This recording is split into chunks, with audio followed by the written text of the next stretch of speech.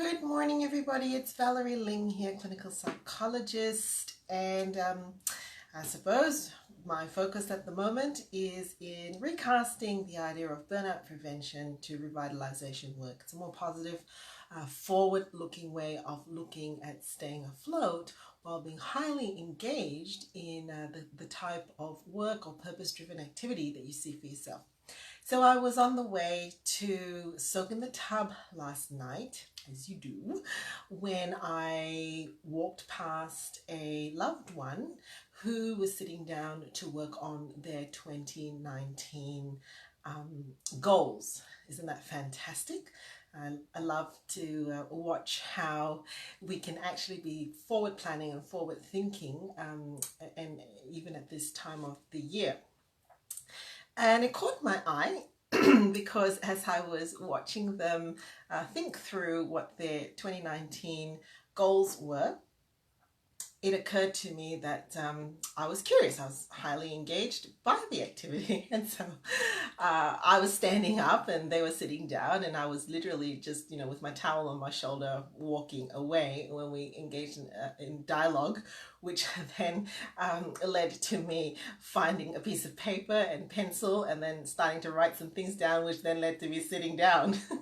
And it occurred to me that what we had actually just done was a really quick audit as to where this person's thought was, and we lifted what they were doing from a discussion about goals and things to do to actually a conversation about how do you remain revitalized and focused. Good morning, thanks for joining me. So I actually wanted to write down that simple process for you, what we actually talked about when we elevated the conversation from a list of goals to a conversation of, well, first we need to know actually what is our aspirations.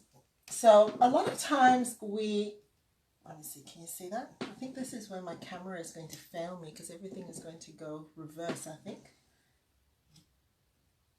Is that reversed? Yes, it is. Okay. I'll just draw pictures at this point.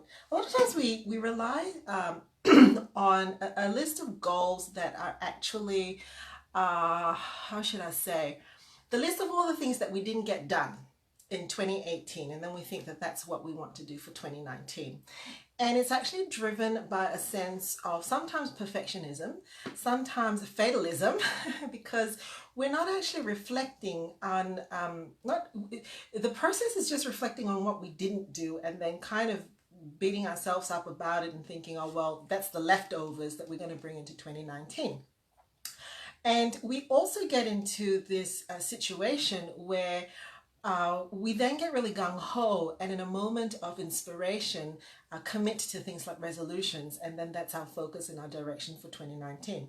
One of the things that cycles in and out of a burnout posture is that we actually push ourselves hard to run on a treadmill for goals that we think we should do, and the fire underneath our backside really is a sense that we failed. We didn't do it, and so we need to push harder. So it actually leads to, I guess for me, the glorification of busy. That we actually start to feel like if we are completely engaged, completely busy, not engaged, but completely busy, then we must be faithful to the goals that we set for ourselves in the year. What will happen though in this sort of a cycle is that by the time you get halfway, you're falling behind. And then by the time you get to this time of the year, you're actually feeling like you failed. And then the cycle keeps going. So rather than relying on fits of inspiration or guilt, so inspiration is kind of an emotional quality that comes usually in bursts with some creativity, I would encourage you to think about your aspirations. Aspirations are maybe a little bit higher than a vision. An aspiration is actually when you think about not just for your year in 2019, but in general, right? It's the tombstone thing. When it comes to the end, and when someone's actually putting together your tombstone or your eulogy, what will be said about you? what will actually be will be spoken of you.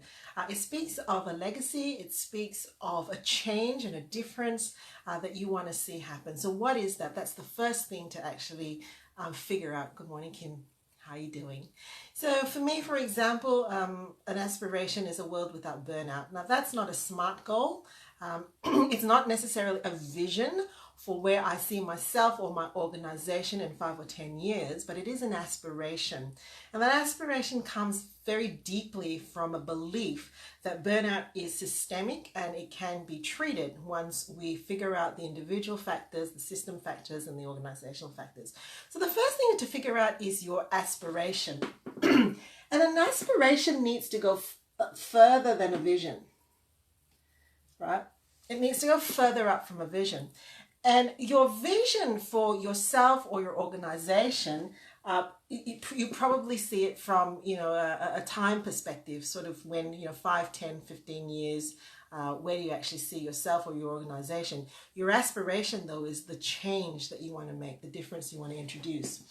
And from there, you make your vision statements. And then, excuse me, and then you cast down your mission statements, and then your values and the behaviors that guide and propel that vision, but very much feed into the ultimate aspiration, okay? So when we are actually looking then at the sorts of goals that we want to put into achieving that vision, very often, particularly in high achievers, we have this kind of target or bullseye approach where there's usually just one goal that I have to meet. Okay, sometimes you may just have 2 goals. So for example, if I put in my goal over there, so let's say, a world without burnout, in 5 years, I would like to actually see that I've been able to make an impact in blah, blah, blah, blah, blah. And my mission, therefore, is to work blah, blah, blah, blah, blah. And the values that sustain it are those things, and the behaviors that underpin it are those things. And I'm starting to work out my goals.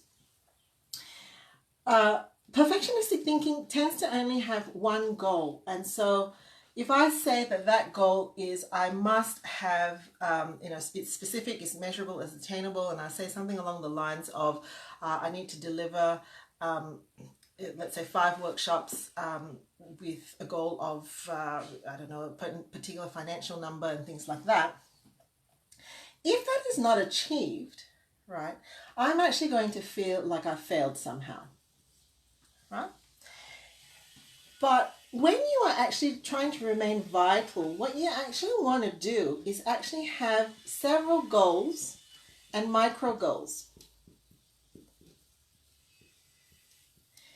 And here's the key. It moves away from bullseye thinking to flexible thinking, adaptable thinking.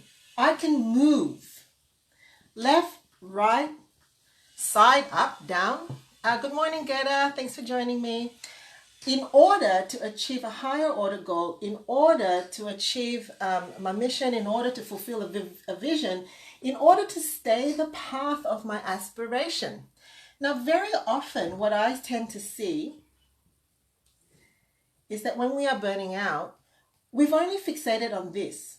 That one goal becomes our guiding mission, becomes the entire vision in our eyes, and becomes the only path, And so perfectionism and some other things that we talk about in terms of, self-sacrifice and all of that pushes this, push. And what you're actually going to find is that you get further and further away from the path, because you can't be flexible or adaptable when stuff happens. When stuff happens, you basically revisit the macro goal, the various ways that you're going to stay faithful to that macro goal, and you adapt the micro goals, right? You figure out where else you can go to get to that point. And all the while, you're actually saying to yourself, that's because the path is worth pursuing. A world without burnout is worth pursuing. And if I can't pursue that at the moment, I can actually flex to my micro goals, and I have several of them. Now, then there's many layers underneath. The to-do really comes right down the bottom. You can't to-do before you know where to go. You like that? You got to do before you work out where to go. And I'll finish with this. And my observation is that we're overcast by a vision that is more inspiration or more to do. We actually haven't figured out the aspiration. And that's my encouragement to you. Sit down and figure out the aspiration. And if you want to do it with me, I've got a once in a lifetime opportunity at the moment. I actually don't do any clinical work in January. I completely clock off. I don't go to the practice to see in-person clients because I'm actually heading here. This is my time. I have my summer reading list, and we get figuring that out. But I do have created some space though to sit down with you. If this was you in 2018, I want to see you be this in 2019. Why don't you do it with me? I'll put the link. See you later.